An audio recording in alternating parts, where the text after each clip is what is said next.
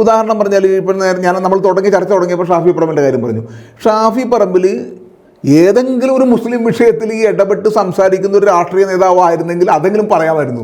ഒരു കാര്യത്തെക്കുറിച്ച് അയാൾ മിണ്ടാറില്ല. കാരണം കോൺഗ്രസിനകത്ത് നിൽക്കുന്ന ക്രിസ്ത്യൻ ഹിന്ദു നേതാക്കന്മാർ പോലും നടത്തുന്ന സംഘപരിവാർ വിരുദ്ധ പ്രസംഗങ്ങളോ പ്രവർത്തനങ്ങളോ എഴുത്തുകളോ പോലും നടത്താത്ത ഒരാളാണ് ഷാഫി പറമ്പിൽ. അങ്ങനെ ഒരു വിമർശനം അയാൾക്കെതിരുണ്ട്. അങ്ങനെയുള്ളൊരു മനുഷ്യനാ ഇവർക്ക് പൊളിറ്റിക്കൽ ഇസ്ലാമിസ്റ്റ് എന്നും അതോടൊപ്പം തന്നെ അപകടകരമായ രാഷ്ട്രീയമാണ് അയാൾ പിന്തുടരുന്നത് എന്നൊക്കെ പറയാൻ കഴിയുന്നത് എന്തുകൊണ്ടാണ്? ഈ ഷാഫി എന്ന പേരല്ലേ, വേറെന്തെങ്കിലും ഉണ്ടോ? ഷാഫി എന്നൊരൊറ്റ പേരില്ലേ? ഷാഫി അതുപോലെ തന്നെയാണ് ഞാൻ നേരത്തെ സൂചിപ്പിച്ച റിയാസിൻ്റെ പേര്, ആ പേര് വെച്ചൊക്കെയല്ല ആൾ വരുന്നത്. അപ്പോൾ ഇങ്ങനെ പറയാൻ കഴിയുന്ന പ്രിവിലേജ് ഇവർക്ക് കൊടുത്ത് കിട്ടുന്നതാണ്. ഈ പ്രിവിലേജ് KJ ജേക്കബ് എന്നുള്ള പേരിനുണ്ട്, KP സേതുനാഥ് എന്നുള്ള പേരിനുണ്ട്, ശ്രീജിത്ത് ദിവാകരൻ എന്നുള്ള പേരിനുണ്ട്. ഇവർക്കൊന്നും തരത്തിലുള്ള യാതൊരു മതത്തിൻ്റെയും ബാധ്യതയില്ലാതെ ഭയങ്കര മതേതരായിട്ട് നിന്ന് ഇവർക്ക് ഇത് പറയാൻ കഴിയുന്നു. മറിച്ച് ഒരു മുസ്ലിമിന് അത് പറയാൻ കഴിയുന്നില്ല.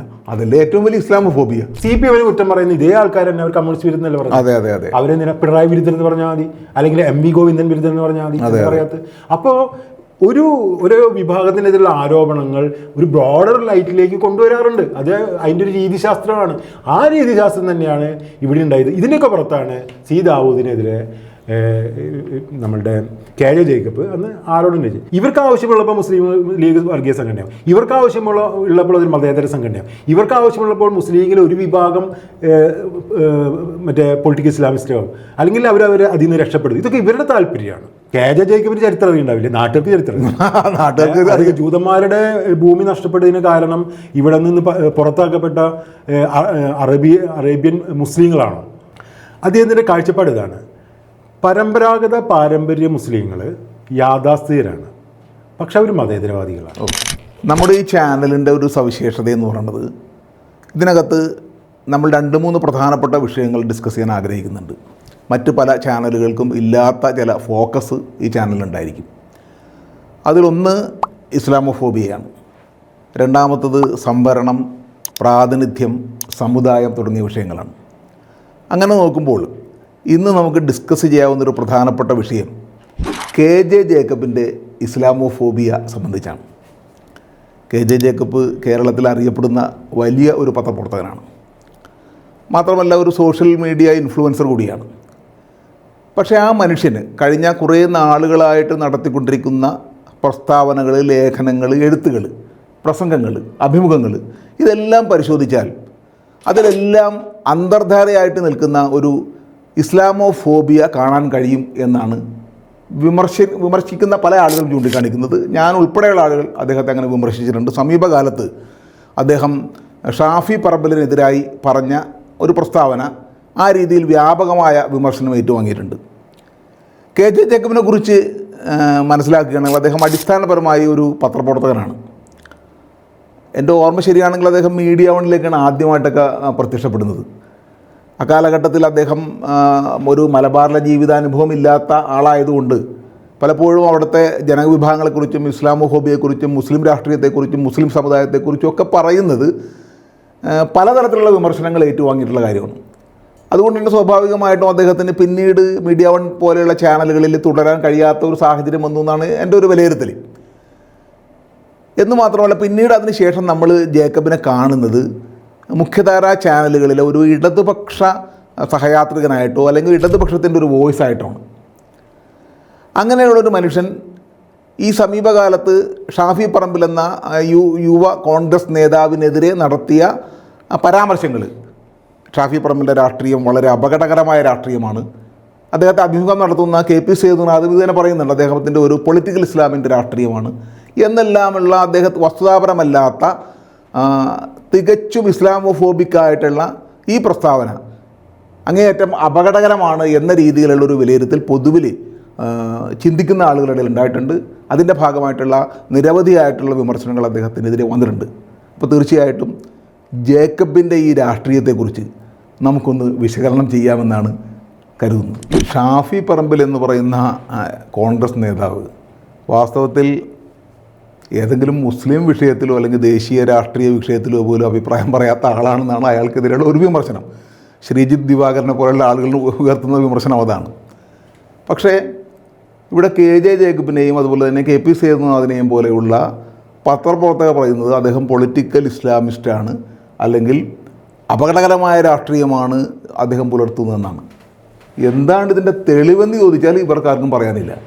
ഇവർക്കെന്നല്ല ആർക്കും. ഇപ്പോൾ സോഷ്യൽ മീഡിയയിൽ എന്തെങ്കിലും ഇയാൾ ഈ രീതിയിൽ പറഞ്ഞിട്ടുള്ളതിൻ്റെ വല്ല തെളിവ് തരാമോ എന്ന് ചോദിച്ച് തേജോധരൻ പോറ്റി എന്ന് പറയുന്ന ഒരു പ്രൊഫൈലിൽ നിന്നൊരു ഇനാം പ്രഖ്യാപിച്ചിട്ടുണ്ട്. 10,000 രൂപ ഇനാം പ്രഖ്യാപിച്ചിട്ടുണ്ട്. അപ്പോൾ ഞാൻ തന്നെ ആ പോസ്റ്റിൽ പോയി പറയേണ്ടത് നിങ്ങൾ ഇത്ര പിശുക്ക് കാണിക്കേണ്ടതില്ല, കാരണം തെളിവ് കിട്ടാൻ പോണില്ല എന്ന് 100% ഉറപ്പല്ലേ. അപ്പോൾ 1 ലക്ഷം കൊടുക്കുക അല്ലെങ്കിൽ 10 ലക്ഷം കൊടുക്കാമായിരുന്നല്ലോ എന്ന് ഞാൻ പറഞ്ഞ്. അപ്പോൾ യാതൊരു തരത്തിലുള്ള തെളിവില്ലാതെയും ഇത്തരം ആരോപണങ്ങൾ ഒരു മുസ്ലിം രാഷ്ട്രീയക്കാരനെതിരെ ഉന്നയിക്കാൻ കഴിയുന്ന ഒരു സാമൂഹിക സാഹചര്യം കേരളത്തിൽ വളർത്തിയെടുത്തിട്ടുണ്ട്. ഇത് പരസ്പരം അങ്ങോട്ടും ഇങ്ങോട്ടും ഉന്നയിക്കുന്നുണ്ട്.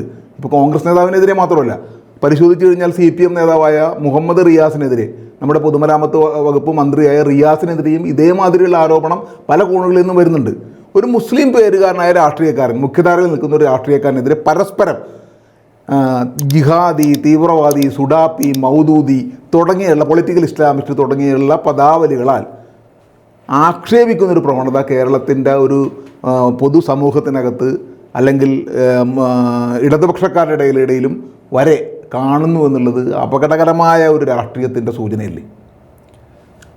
തീർച്ചയായിട്ടും. ഇതിൽ KJ ജേക്കബിൻ്റെ അദ്ദേഹം നേരത്തെ പറഞ്ഞ പത്രപ്രവർത്തനമാണല്ലോ.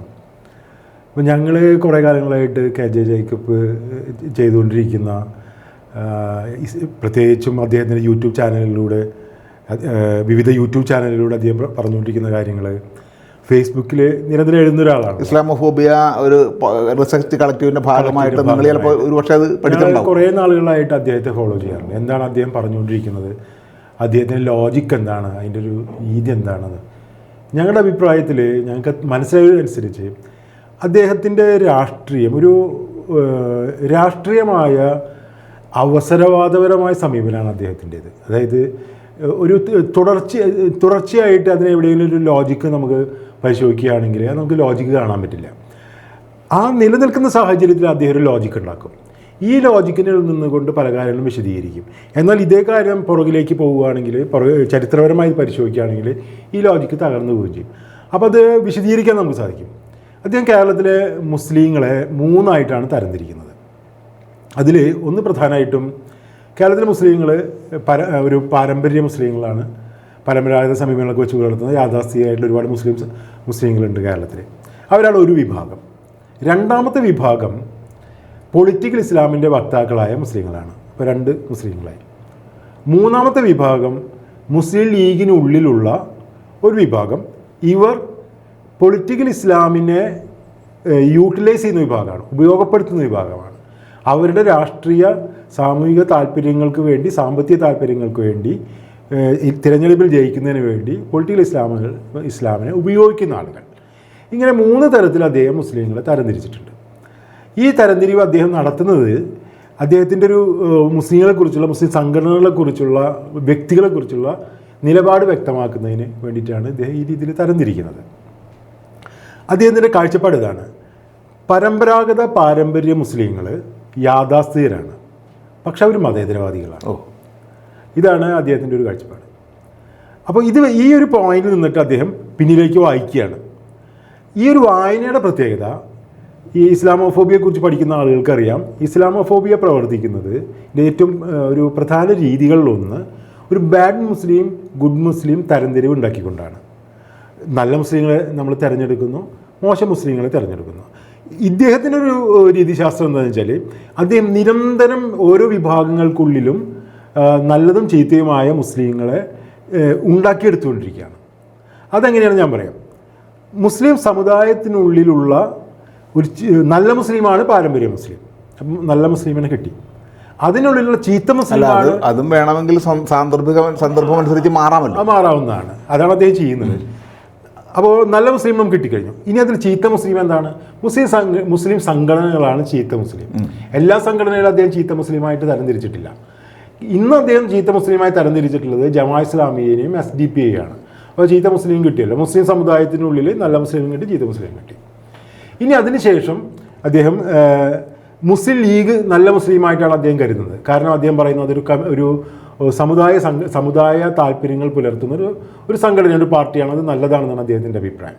പക്ഷെ അതിനുള്ളിൽ അദ്ദേഹം ഒരു ചീത്ത മുസ്ലിമിനെ കണ്ടെത്തുന്നുണ്ട്. അതെങ്ങനെയാണ്? അതിൻ്റെ ഉള്ളിൽ പൊളിറ്റിക്കൽ ഇസ്ലാമിൻ്റെ ഉപയോഗപ്പെടുത്തിക്കൊണ്ട് അവരെ ഉപയോഗപ്പെടുത്തി അവരുടെ രാഷ്ട്രീയ താല്പര്യങ്ങൾ, തങ്ങളുടെ സ്വന്തം രാഷ്ട്രീയ താല്പര്യങ്ങൾക്ക് വേണ്ടി നേരത്തെ ഷാഫിയെക്കുറിച്ച് പറഞ്ഞത് അതുപോലെ കുറേ ആളുകൾ അവരുടെ സ്വന്തം രാഷ്ട്രീയ സാമൂഹിക താല്പര്യങ്ങൾക്ക് വേണ്ടിയിട്ട് പൊളിറ്റിക്കൽ ഇസ്ലാമിനെ ഉപയോഗിക്കുന്നു. അതാണ് അതിലെ ചീത്ത മുസ്ലിം. അപ്പോൾ മുസ്ലിം ലീഗ് നല്ല പാർട്ടിയാണ്, പക്ഷെ അതിനെ ഉപയോഗപ്പെടുത്തുന്ന ഒരു ചീത്ത മുസ്ലിമിനെ അദ്ദേഹം അവിടെ കണ്ടെത്തി. അങ്ങനെ നിരന്തരം നല്ലതും ചീത്തയുമായിട്ടുള്ള മുസ്ലിങ്ങളെ ഉൽപ്പാദിപ്പിക്കുകയാണ് ചെയ്യുക. അപ്പോൾ ഒരു പ്രശ്നം വരും. അദ്ദേഹം പറയുന്നത് സമസ്ത എന്ന് പറയുന്നത് നല്ല മുസ്ലിങ്ങളുടെ ഒരു സംഘടനയാണ്. എന്തുകൊണ്ടാണ് സമസ്ത ഉണ്ടാകാൻ കാരണം? വഹാബികൾ മുഴുവൻ കേരളത്തിൽ മുസ്ലിങ്ങളുടെ ആധിപത്യം സ്ഥാപിക്കാൻ ശ്രമിക്കുന്ന സമയത്താണ് സമസ്ത ഉണ്ടാകുന്നത്. 100 കൊല്ലം മുമ്പത്തെ കഥയാണ് അദ്ദേഹം പറയുന്നത്. അപ്പോൾ വഹാബികളായിട്ടുള്ള ആളുകളുടെ ചീത്ത മുസ്ലിമാണ്. അപ്പോൾ അവരെതിർക്കാൻ വേണ്ടിയിട്ടാണ് അദ്ദേഹം നല്ല മുസ്ലിങ്ങളായ സമസ്ത ഉണ്ടാകുന്നത്. അപ്പോൾ നമ്മളൊരു ചോദ്യം ഇങ്ങനെ ചോദിക്കുകയാണെങ്കിൽ ആരാണ് അദ്ദേഹത്തിൻ്റെ വഹാബി? ഒന്ന് വക്കം മൗലവി വഹാബിയാണ്. വേറൊരാളാരാ? അബ്ദുറഹ്മാൻ സാഹിബ് വഹാബിയാണ്. സെയ്ദി സാഹിബ് വഹാബി ആരോപണം നേരിട്ടുള്ളതാണ്. എന്ന് പറഞ്ഞാൽ അൽമനാറിൻ്റെ കേരളത്തിലെ വരുത്തിയിരുന്ന ഒരു നേതാവാണ്. അൽമനാറിൽ നിന്ന് ഒരുപാട് കാര്യങ്ങൾ സ്വീകരിച്ച ഈജിപ്തിൽ നിന്ന് ഒരുപാട് കാര്യങ്ങൾ ആശയപരമായി സ്വീകരിച്ച ആളാണ് വക്കം മൗലവി. അപ്പോൾ അദ്ദേഹം വക്കം മൗലവിയെ വഹാബിയായി കാണുകയും ആ വഹാബിയായ വക്കം മൗലവിക്കെതിരാണോ സമസ്ത രൂപീകരിച്ചത്? അപ്പോൾ അദ്ദേഹം വക്കം മൗലവിക്കെതിരാണോ അപ്പോൾ വിശദീകരിക്കണം. അദ്ദേഹം വിശദീകരിക്കുന്നില്ല. അബ്ദുറഹ്മാൻ സാഹിബ് എന്ന് പറയുന്നത് ഇപ്പോൾ കേരളത്തിലെ എല്ലാ ആളുകളും പറയുന്നു അദ്ദേഹമാണ് ഒരു നല്ല ദേശീയ മുസ്ലിം എന്നാണ് പല ആളുകളും പറയുന്നത്. അപ്പോൾ അദ്ദേഹം അബ്ദുറഹ്മാൻ സാഹിബിനെതിരാണോ? കാരണം അദ്ദേഹം വഹാബി ആരോപണം നേരിട്ടൊരാളാണ്. സീദി സാഹിബ് ഇദ്ദേഹം പറയുന്നത് മുസ്ലിം ലീഗ് നല്ല സംഘടനയാണെന്ന് പറയുന്നു. സീദി സാഹിബ് അദ്ദേഹം വഹാബി ആരോപണം നേരിട്ട സീദി സാഹിബ് നല്ല മുസ്ലിമാണോ ചീത്ത മുസ്ലിമാണോ? മുസ്ലിം ലീഗ് നല്ല സംഘടനയാണ്. അപ്പോൾ ഈ ആളുകളൊക്കെ ചീത്ത മുസ്ലിങ്ങളിൽ പെടും. അപ്പോൾ ചുരുക്കി പറഞ്ഞു കഴിഞ്ഞാൽ അദ്ദേഹത്തെ സംബന്ധിച്ചിടത്തോളം അദ്ദേഹം ഒരു തരംതിരിവ് ഉണ്ടാക്കുന്നുണ്ട്. പക്ഷെ തരംതിരിവ് ഉണ്ടാകുമ്പോൾ അത് ചരിത്രപരമായി വ്യാഖ്യാനിക്കാൻ അദ്ദേഹത്തിന് സാധിക്കില്ല. അപ്പോൾ സാധിക്കാതിരിക്കുമ്പോൾ അദ്ദേഹം എന്ത് ചെയ്യും? അത് വ്യാഖ്യാനിക്കില്ല. ഇനി ജമാഅത്ത് ഇസ്ലാമിയെക്കുറിച്ച് അദ്ദേഹം പറയുന്നു, നേരത്തെ പറഞ്ഞു പൊളിറ്റിക്കൽ ഇസ്ലാമിൻ്റെ വക്താവാണെന്ന് പറയുന്നു.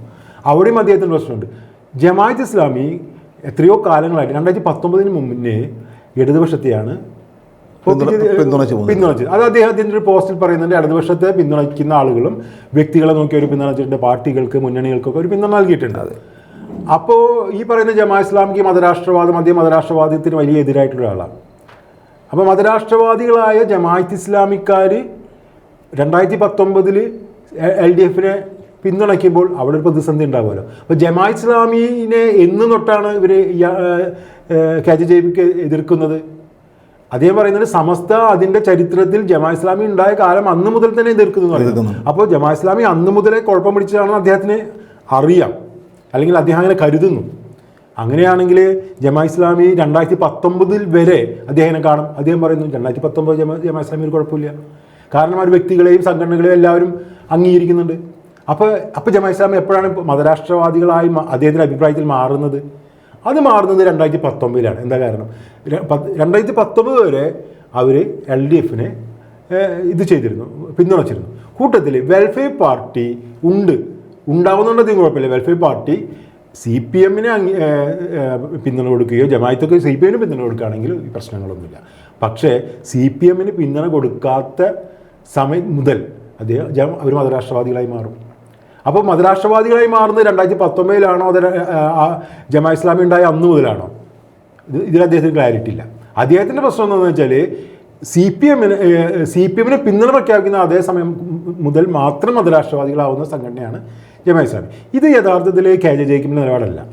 KJ ജേക്കബ് ഡോക്ടർ KT ജലീലിൽ നിന്ന് കടം കൊണ്ട നിലപാടാണ്. കാരണം KT ജലീലാണ് മതരാഷ്ട്രവാദികൾ എന്ന് പറഞ്ഞിട്ട് ജമാഅത്ത് ഇസ്ലാമിനെ ആരോപിക്കുന്നത് ഇവർക്ക് പിന്തുണ പിൻവലിച്ചത് മുതലാണ്. അല്ലെങ്കിൽ അദ്ദേഹം ഈ സംഘടന ഉണ്ടായത് മുതലാണ് മതവും രാഷ്ട്രീയവും തമ്മിൽ ഇവർ കൂട്ടിക്കുഴച്ചു എന്നുള്ള ആരോപണം ഉന്നയിക്കുന്നത്. ഈ പറഞ്ഞ വെൽഫെയർ പാർട്ടി ഉണ്ടായ കാലമാണ്. അപ്പോൾ ഇതേ നിലപാടിൻ്റെ ഒരു എക്സ്റ്റൻഷനാണ് KJ ജേക്കബിൻ്റെ. അപ്പോൾ ഞാൻ പറഞ്ഞു വരുന്ന കാര്യം എന്ന് വെച്ചാൽ മുസ്ലിം സമൂഹത്തിൽ നിരന്തരം നല്ല മുസ്ലിം ചീത്ത മുസ്ലിങ്ങളെ കണ്ടെത്തിക്കൊണ്ടിരിക്കുകയാണ് KJ ജേക്കബ്, നിരന്തരം രൂപപ്പെടുത്തിക്കൊണ്ടിരിക്കും. അത് എനിക്ക് തോന്നുന്നു കേരളത്തിൽ മാത്രം ഒതുങ്ങുന്നൊരു പ്രതിഭാസമല്ലെന്ന് തോന്നുന്നു. അദ്ദേഹത്തിൻ്റെ ആഗോള തലത്തിലുള്ള പല നിലപാടുകളൊക്കെ പരിശോധിച്ചാൽ, ഉദാഹരണം പറഞ്ഞാൽ ഇപ്പോൾ ഫലസ്തീൻ ഇഷ്യൂ, ആ ഇഷ്യൂമായിട്ട് ബന്ധപ്പെട്ട് ഇപ്പോൾ ഹമാസിനോടൊക്കെ എടുക്കുന്ന നിലപാടുകളൊക്കെ പരിശോധിച്ച് കഴിഞ്ഞാലും ഇദ്ദേഹത്തിൻ്റെ ഇങ്ങനെ ഒരു ബാഡ് മുസ്ലിം എന്ന രീതിയിലും അല്ലെങ്കിൽ ഒരു ചരിത്രവിരുദ്ധമായ ഒരു നിലപാട് കാണാൻ കഴിയും. അതിൽ തന്നെ വേറൊരു കാര്യം ചൂണ്ടിക്കാണിക്കാനുള്ളത്, ഇദ്ദേഹം പൊതുവിൽ ഇടതുപക്ഷക്കാരൻ എന്നാണ് അറിയപ്പെടുന്നതെങ്കിലും ആഗോളതലത്തിൽ തന്നെ ഇടതുപക്ഷം ഈ ഇസ്രായേൽ ഫലസ്തീനെതിരെ നടത്തുന്ന വംശീയമായിട്ടുള്ള യുദ്ധത്തിനെതിരെ നിലപാടുള്ളവരാണ് ആഗോളതലത്തിൽ മിക്കവാറും എല്ലാ ഇടതുപക്ഷ കക്ഷികളും.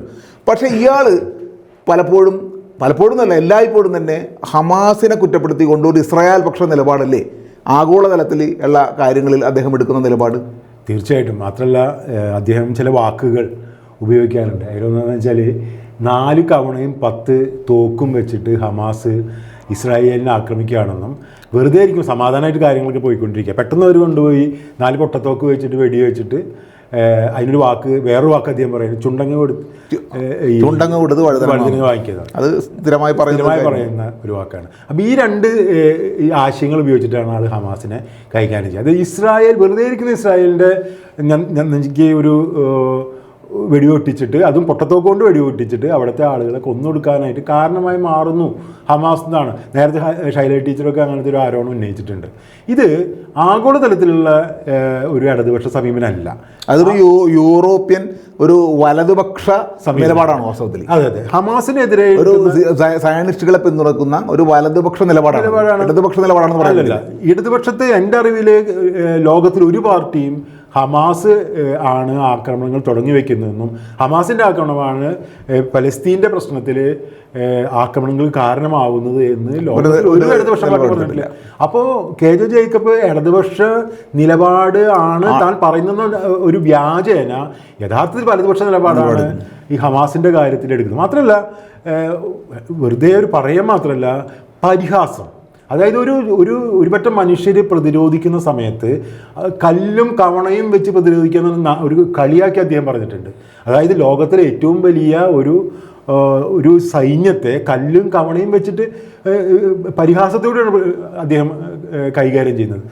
അപ്പം അതിൻ്റെ അർത്ഥം അദ്ദേഹം തുടർന്നു വരുന്ന നിലപാട് ഇപ്പോൾ കേരളത്തിലേക്കുള്ള മുസ്ലിങ്ങൾക്കെതിരെ അല്ലെങ്കിൽ മുസ്ലിം രാഷ്ട്രീയ സംഘാടനത്തിനെതിരെ സാമുദായിക സംഘാടനത്തിനെതിരെയൊക്കെ എടുത്തു വരുന്ന നിലപാട് പലപ്പോഴും പല രാഷ്ട്രീയ നേതാക്കന്മാരെയും ഇങ്ങനെ മുദ്ര കുത്തുന്നത്, ഇതെല്ലാം പരിശോധിച്ച് കഴിഞ്ഞാൽ തന്നെ ആഗോളതലത്തിൽ തന്നെ അദ്ദേഹം എടുക്കുന്നൊരു വലതുപക്ഷ നിലപാടിൻ്റെ ഒരു എക്സ്റ്റൻഷനായിട്ട് വേണമെങ്കിൽ കാണാം. അതായത് ഈ ജൂത പ്രശ്നത്തിൽ നേരത്തെ ഈ ചുണ്ടങ്ങ കൊടുത്തു എന്ന് പറഞ്ഞിട്ടുള്ള ഡയലോഗ് ഒക്കെ വരുന്ന ഒരു പോസ്റ്റ് ഉണ്ട്.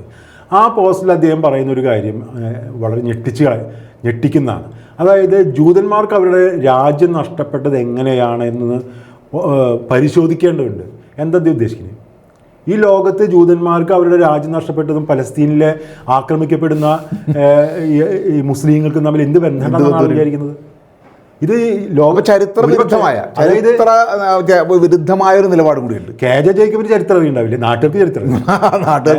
ജൂതന്മാരുടെ ഭൂമി നഷ്ടപ്പെട്ടതിന് കാരണം ഇവിടെ നിന്ന് പുറത്താക്കപ്പെട്ട അറേബ്യൻ മുസ്ലിങ്ങളാണോ ജൂതന്മാർക്ക് ഈ രാജ്യം നഷ്ടപ്പെടുത്തിയത്? അങ്ങനെയാണ് അതാണ് പറഞ്ഞത്. അയാൾക്ക് ചരിത്രവും അറിയില്ല, സാമൂഹ്യ ശാസ്ത്രം അറിയില്ല എന്നുള്ളതാണ്. അതായത് ഇതൊരു വലതുപക്ഷ നിലപാടാണ്, സയനിസ്റ്റ് നിലപാട്. കെ ജെ ജേക്കബ് ഇടതുപക്ഷം എന്ന വ്യാജേന വലതുപക്ഷത്തിന്റെ നിലപാടുകൾ അല്ലാതെ കെ ജെ ജേക്കബ് മാത്രമാണെന്ന് ഞാൻ കരുതുന്നില്ല. കാരണം ഈ സമീപകാലത്ത് ഈ ഇടതുപക്ഷം എന്ന് പറയുന്ന നിരവധിയായിട്ടുള്ള ഈ സോഷ്യൽ മീഡിയ ഇൻഫ്ലുവൻസേഴ്സും പത്രപ്രവർത്തകരും അതുപോലെ തന്നെ എഴുത്തുകാരും പലപ്പോഴും ഇടതുപക്ഷം എന്ന വ്യാജേന വലിയ തോതിലുള്ള വലതുപക്ഷ നിലപാടുകൾ ഈ സമൂഹത്തിനകത്തേക്ക് കടത്തിക്കൊണ്ടുവരുന്നതാണ്. അത് പ്രധാനമായിട്ടും മുസ്ലിങ്ങൾ ഇപ്പുറത്ത് വരുന്ന ഒരു വിഷയത്തിലാണ് കൂടുതലും പ്രത്യക്ഷത്തിൽ നമ്മൾ കാണുന്നത്. ഈ അദ്ദേഹം സ്ഥിരമായി ഉപയോഗിക്കുന്നൊരു വാക്കുണ്ട്, 2 വാക്കുണ്ട്, കുത്തിത്തിരിപ്പ്, കുത്തിത്തിരിപ്പ്. ഈ 2 വാക്ക് ഉപയോഗിച്ചാൽ അദ്ദേഹത്തിന് കേരളത്തിലെ മുസ്ലിങ്ങളെ കുറിച്ച് പറയാം. മൂപ്പരുടെ ഞാൻ നേരത്തെ പറഞ്ഞു അദ്ദേഹത്തിൻ്റെ ഒരു പ്രധാനപ്പെട്ട രീതിശാസ്ത്രം ഗുഡ് മുസ്ലിം ബാഡ് മുസ്ലിമാണ്. അപ്പം അദ്ദേഹം വിചാരിക്കുന്നത് മുസ്ലിം സംഘടനയിലെ ഏതെങ്കിലും ഒരു സംഘടനയെക്കുറിച്ച് പറഞ്ഞാൽ അത് മുസ്ലിങ്ങളെക്കുറിച്ച് ആയിരിക്കുകയില്ല എന്നാണ് അദ്ദേഹം വിചാരിക്കുന്നത്. അദ്ദേഹത്തിന് വംശീയതയെ അല്ലാതെ അങ്ങനൊരു നരേഷൻ പൊതുവിൽ കേരളത്തിൽ നിലനിൽക്കുന്നുണ്ട്. അതായത് ഞങ്ങൾ ജമാഅത്ത് ഇസ്ലാമിനെയല്ല പറയുന്നത്, മുസ്ലിങ്ങളെയല്ലോ. ഞങ്ങൾ SDP എന്നല്ല പറയുന്നത്, മുസ്ലിങ്ങളെയല്ലോ. അല്ലെങ്കിൽ ഞങ്ങൾ സമസ്തയല്ല പറയുന്നത്, മുസ്ലിങ്ങളെയല്ലോ. ഞങ്ങൾ മുജാഹിദുകളെയല്ല പറയുന്നത്, മുസ്ലിങ്ങളെല്ലോ. ഇങ്ങനെ ഒരു നരേഷൻ വളരെ വ്യാപകമായിട്ട് നിലനിൽക്കുന്നുണ്ട്. മൂപ്പര് കുറച്ചുകൂടി വ്യത്യസ്തമായ രീതിയിലാണ്. ഇപ്പോൾ അദ്ദേഹം പറയുന്നത് മുസ്ലിം ലീഗ് ഒരു നല്ല സംഘടനയാണ്. ശരി, മുസ്ലിം ലീഗ് നല്ല സംഘടനയാണ്. അദ്ദേഹം ഏറ്റവും കൂടുതൽ ചേർന്ന് നിൽക്കുന്ന ഇടതുപക്ഷത്തിനോടാണ്. മുസ്ലിം ലീഗ് നല്ല സംഘടന എന്നാണ് ഇവർക്കായത്? മുസ്ലിം ലീഗിനെ വർഗീയ സംഘടന എന്ന് വിളിച്ചിട്ടുള്ള നിരവധി എഴുത്തുകൾ ഇസ്ലാമോഫോബിയെക്കുറിച്ച് പഠിക്കുന്ന ആളുകൾ പുറത്ത് കൊണ്ടുവന്നിട്ടുണ്ട്. എന്നൊക്കെയാണ് മുസ്ലിം ലീഗ് അവർക്ക് വർഗീയ സംഘടനയായത്? ഇനി വർഗീയത എന്ന് പറയുന്ന വാക്ക് കൊണ്ട് ഇവരെന്താണ് അർത്ഥമാക്കുന്നത്? അത് നമ്മൾ ഇസ്ലാമോഫോബിയെക്കുറിച്ച് പഠിക്കുന്ന ഗവേഷണം നടത്തുന്ന ആളുകൾ പൊളിച്ചു കളഞ്ഞിട്ടുണ്ട്. അപ്പോൾ മുസ്ലിം ലീഗിനെ ഇവരെല്ലായ്പ്പോഴും ഒരു വർഗീയ സംഘടനയായിട്ട് ആരോപിക്കും. ഇവർക്ക് ആവശ്യമുള്ളപ്പോൾ മുസ്ലിം ലീഗ് വർഗീയ സംഘടനയാവും, ഇവർക്ക് ഉള്ളപ്പോൾ അതൊരു മതേതര സംഘടനയാവും, ഇവർക്ക് ആവശ്യമുള്ളപ്പോൾ മുസ്ലിം ലീഗിലെ ഒരു വിഭാഗം മറ്റേ പൊളിറ്റിക്കൽ ഇസ്ലാമിസ്റ്റാവും, അല്ലെങ്കിൽ അവർ അതിൽ നിന്ന് രക്ഷപ്പെടും. ഇതൊക്കെ ഇവരുടെ താല്പര്യമാണ്.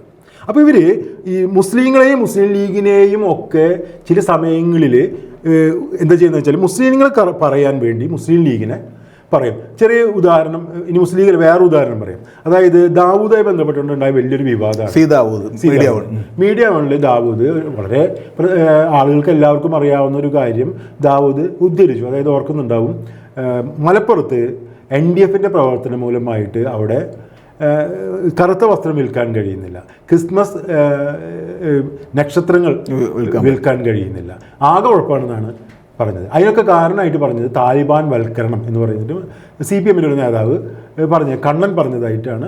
അത് നിയമസഭാ രേഖയിലുള്ളതാണ്. ഈ കാര്യം താലിബാൻ വൽക്കരണമാണ് അതിന് കാരണം എന്ന് പറഞ്ഞാൽ കണ്ണൻ പറഞ്ഞുള്ള കാര്യം നിയമസഭ അത് രേഖയിലുണ്ട്. ആ രേഖകൾ നമ്മുടെ കൈവശമുണ്ട്. ഇതാണ് ദാവൂദ് എന്ന് പറഞ്ഞത്. ഇത് പറയുന്നത് മലപ്പുറത്തിനെതിരെയല്ല എന്നാണ് അദ്ദേഹം പറയുന്നത്. വംശീയതയെക്കുറിച്ച് ഒരു ധാരണയുള്ള ഒരാൾ പോലും അങ്ങനെ പറയില്ല. കാരണം എന്താ വെച്ചാൽ അതൊരു ഇസ്ലാമോഫോബിയയുടെയും വംശീയതയുടെ ഒരു രീതിയാണ്. ഏതെങ്കിലും ഒരു സാധനത്തിനെ റെപ്രസെൻ്റ് ചെയ്തുകൊണ്ട് മറ്റു കാര്യങ്ങളെക്കുറിച്ച് പറയുക എന്നുള്ള ഒരു രീതിശാസ്ത്രമാണ്.